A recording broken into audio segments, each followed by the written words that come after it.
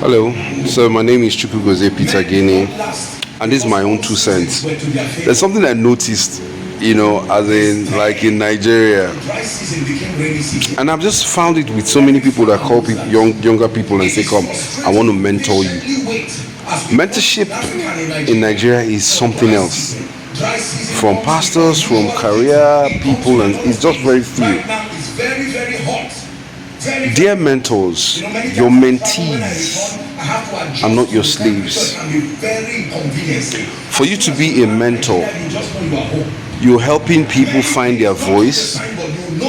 Not only that, you're helping people become better, to be aware of their capacity as individuals.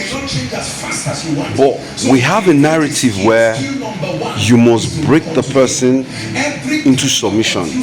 That is not mentorship. That is Shaolin Temple practice. I won't call it modern day slavery, but that's what we see.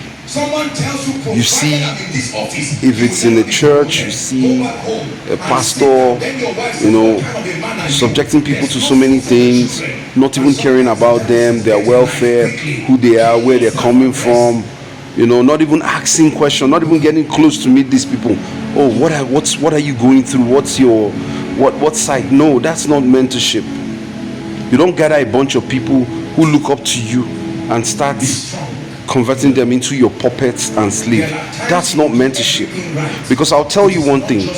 Jesus was on the shore and he found two fishermen who have been fishing with no education, nothing, who have been fishing and not doing. But because of that obedience, when he asked them to go back into the water and fish, they told Christ that they had been into the water, but they were willing and submitted to doing that, and that's why Jesus found them. Most times we read the Bible, but they're different understandings. You understand? They didn't just go there; they had been through that. Because if many of us were like Peter, at the moment when Jesus found him at the bank of the river, many of us would just fight Jesus. You insult Jesus. As your present day now, how many people will do what Peter did by picking back getting back into the boat and going back into the river to get fish? How many of us can behave like Peter?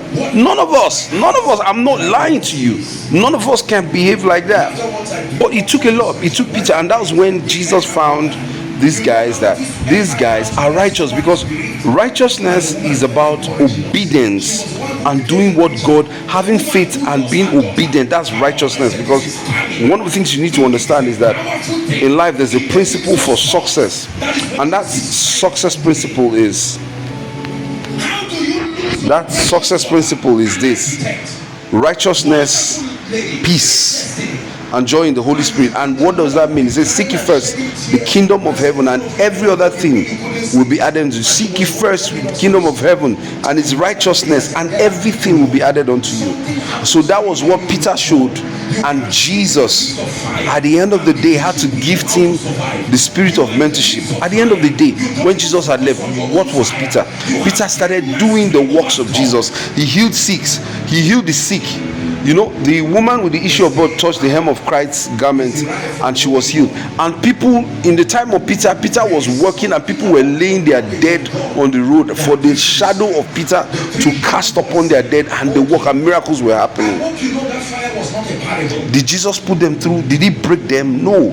He taught them how to pray. He was with them. He ate with them. He sat with them. He can burn you and the scar can remain there for days. Here is a king. He ate with them. He sat with them. He never dehumanized them. And they said, "Oh king, our God will." He was always in their midst. They had conversations. They had reasoning, and he was teaching at that moment.